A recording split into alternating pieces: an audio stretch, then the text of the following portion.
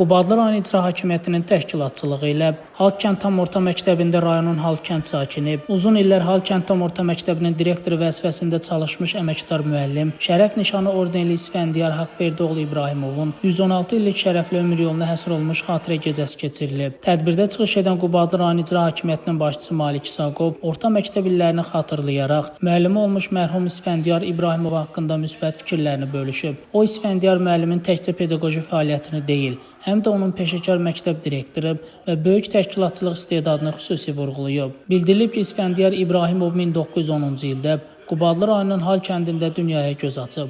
1961-ci ilə qədər müəllim kimi fəaliyyət göstərib. Həmin ildən ömrünün sonuna qədər Hal kənd tam orta məktəbində direktor vəzifəsində işləyib. Əməkdə fərqlənməyə görə medal alıb, şərəf nişanı ordeni ilə təltif olunub. 1960-cı ildə isə əməkdar müəllim fəxri adına layiq görülüb. İsfəndiyar Haqverdiyoğlu İbrahimov 1980-ci il mart ayının 3-də vəfat edib. Daha sonra çıxış edən həmin dövrün məzunları və mərhumun həmkarları da öz unudulmaz xatirələrini tədbir iştirakçıları ilə bölüşüblər. Məzunlar qeyd ediblər ki, İsfəndiyar İbrahimov hər bir şagirdin qəlbinə yol tapmağı bacaran, onlara özünə inam hissi aşılayan bir yol göstərən idi. Tədbirin sonunda əməkdar müəllimin ailə üzvləri və yaxınları çıxış edərək göstərilən bu yüksək ehtirama, həmçinin tədbirin təşkilində əmək keçən hər kəsə dərin minnətdarlıqlarını bildiriblər.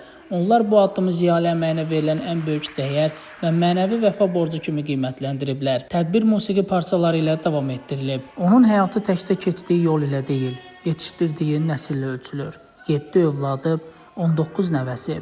Hər biri onun zəhmətinin, tərbiyəsinin və qoyduğu izlərin canlı davamıdır. Övladlarının ən böyüyü 90 yaşlı Nərgiz xanım bu ömrün müdrikliyini daşıyırsa, nəvələrinin ən kiçiyi, babasının adını qürurla daşıyan İsfəndiyar bugün Almaniyada təhsil alaraq həmin yolun gələcəyə uzanan davamına çevrilib. Onun qurduğu ailə sadəcə sayla deyil, dəyərlə ölçülür. Nəvələrinin hər biri ali təhsilli, həyatını formalaşdırmış, kökünü unutmayan insanlardır. Onlar üçün baba təkcə ailə başçısı deyil, bir məktəb, bir örnək, bir qürur mənbəyidir. Bu insanın arxasında qoyduğu ən böyük sərvətdir. Savadlı nəsil, sağlam dəyərlər və heç vaxt sönməyən hörmət.